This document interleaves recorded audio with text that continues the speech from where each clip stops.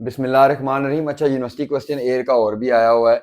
Global warming मैंने आपको बताया था कि बड़ा आजकल बर्निंग इशू है। तो सवाल इस तरह भी आता है, जिस स्टूडेंट रिसर्च कर रहे हैं वो देख रहे हैं कि दुनिया का वेदर एक्सट्रीम हो रहा है, टेम्परेचर एक्सट्रीम हो रहा है, टेम्परेचर बढ़ रहा है, आइस पे पोल पे जो है आइस मेल्ट कर रही है। इस फिनोमेना को क्या कहते हैं? वेदर एक्सट्रीम हो रहा है तो इसको कहते हैं ग्लोबल वार्मिंग। आपका पहला आंसर होना चाहिए ग्लोबल वार्मिंग, जब वेदर एक्सट्रीम वेदर हो रहा है। तो आपने लिखा एक्सट्रीम वेदर, इस फिनोमेना को आपने लिखा ग्लोबल वार्मिंग।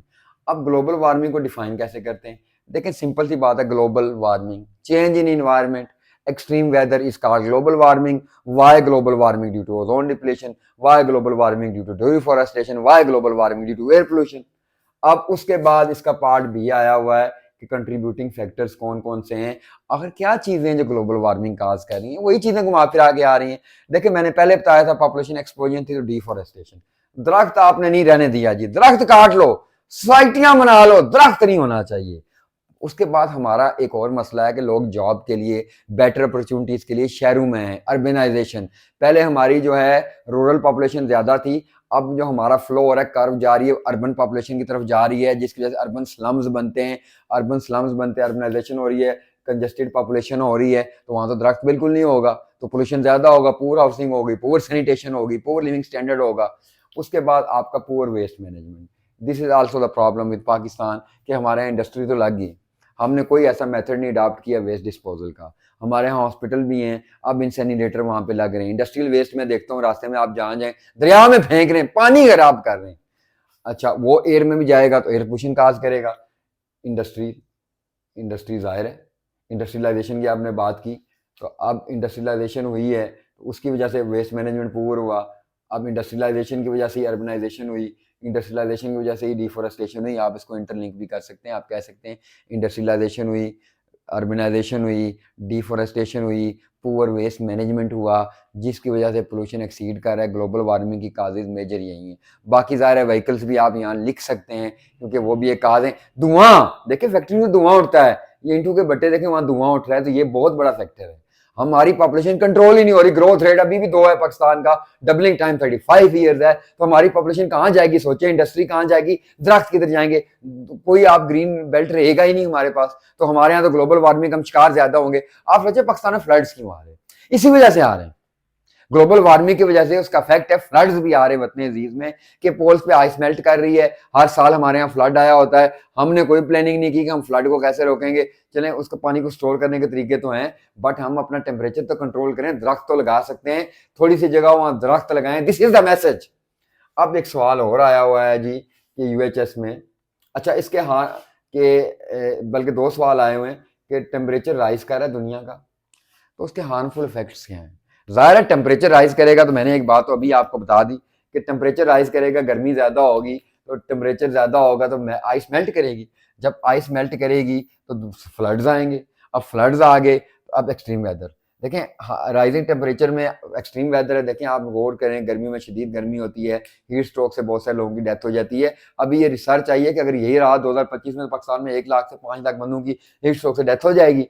तो आइस मेल्ट हुई, सैलाब आए, हीट स्ट्रोक होना शुरू हो गया, इकोसिस्टम डिस्टर्ब हो गया। इकोसिस्टम डिस्टर्ब हो गया, हमारा एनवायरनमेंट डिस्टर्ब हो गया, ओशंस में एसिड आ गया। अब क्यों?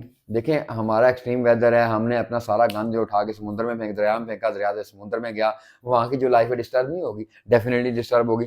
फूड थ्रेट्स आ जाएंगी, हम फूड कैसे ग्रो करेंगे जब हमें रहने के लिए जगह इतनी चाहिए? जब हमने सारी एग्रीकल्चर लैंड पे हाउसिंग सोसाइटी बना दी, स्कीम बना दी, तो हमारी पॉपुलेशन खाएगी क्या? फूड दूसरे नंबर पे, क्रॉप्स पे इफेक्ट होगा एक्सट्रीम वेदर का। आप अक्सर देखते हैं जी हमारी क्रॉप डिस्ट्रॉय होगी, क्यों? उसकी रीजन ये है कि अनड्यू जो रेन्स होती हैं। अब रेंज का यूजली टाइम होता है, लेकिन आजकल एक्सट्रीम वेदर की वजह से कुछ मौसम ऐसे होते हैं। अब पाकिस्तान एग्रीकल्चर कंट्री है, वहाँ पे रेनिंग स्टार्ट होगी, जब रेन स्टार्ट होगी क्रॉप डिस्ट्रॉय होगी, तो फूड हमारे यहाँ प्रॉब्लम होगा। तो ये फ्लड्स और फूड का FF2 याद रख लें कि फ्लड आएंगे और फूड क्यों आएंगे? एक्सट्रीम वेदर की वजह से आएंगे, इकोसिस्टम डिस्टर्बेंस की वजह से आएंगे, और मेल्टिंग ऑफ आइस की वजह से आएंगे। अब एक सवाल और आया हुआ जी, एक घर में 2 कमरे 10 बंदे रहते हैं, तो इस फिनोमेना को क्या कहते हैं? पहली बात यह है कि एक घर में 10 बंदे 2 कमरों में रहते हैं तो ओवर क्राउडिंग है, और जाहिर है एक कमरे में 5 बंदे नहीं रह सकते।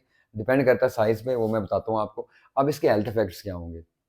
अब एक घर में 2 कमरों में 10 बंदे रहते हैं, कम्युनिकेबल डिजीज का स्प्रेड ज्यादा होगा।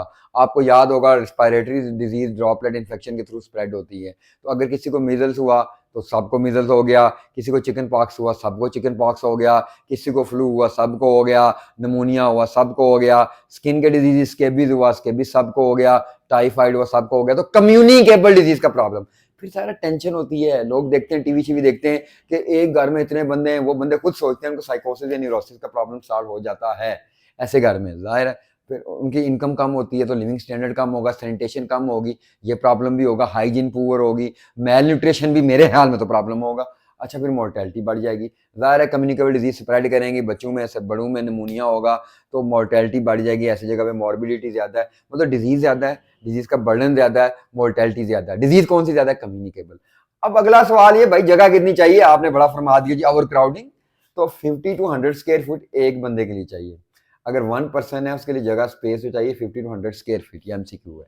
और दो हूं तो 120 स्क्वायर फीट या इससे ज्यादा होनी चाहिए, ये आपने याद रखना है। एक बंदे के लिए 50 से 100, दो से 120। और एक रूम में बंदे कितने होने चाहिए? 2 in 1। एक कमरे में 2 बंदे होने चाहिए। अब देखें this is not possible for a country like Pakistan. Pakistan में ये पॉसिबिलिटी मैं रूल आउट नहीं कर सकता कि एक घर में दो, आप एक कमरे में 2 बंदे रहें या एक रहें। This is not great Britain. तो आप एटलीस्ट फिर हमने ये चीज़ें कंट्रोल करनी है। ये चीज़ें कंट्रोल करने के लिए हेल्थ एजुकेशन पे चले जाएं, आप वैक्सीनेशन पे चले जाएं। आप अगर इस तरह नहीं कंट्रोल कर सकते तो वाइस वर्सा चले जाएं। This is important. अब ये तो 3 सवाल मैंने करवाए हैं। पहली चीज़ ग्लोबल वार्मिंग बताइए आपको, ग्लोबल वार्मिंग के कंट्रीब्यूटिंग फैक्टर्स कौन से हैं, किस वजह से ग्लोबल वार्मिंग हो रही है। या आपसे सवाल ये पूछ सकते हैं काजेज ऑफ ग्लोबल वार्मिंग क्या है। काजेज वो पुरानी भी आप लिख सकते हैं, लेकिन ये 3-4 मेन चीज़ें हैं। फिर आपसे सवाल आ सकता है कि टेम्परेचर राइज हो रहा है, हार्मफुल इफेक्ट्स क्या हैं। तो फ्लड्स को याद रखिएगा हमेशा दुआओं में, फूड को याद रखिएगा, आइस मेल्ट हो रही है, एक्सट्रीम वेदर, एक्सट्रीम टेम्परेचर है, हीट स्ट्रोक आ रहा है, रेडिएशन, वो सारी बातें लिख सकते हैं, कुछ भी लिखे। फिर हाउसिंग मैंने आपको बताया कि 5 या 10 बंदे, ओवर क्राउडिंग की बात की, फिर मैंने उनके इफेक्ट बताए, फिर जगह बताई। Thank you.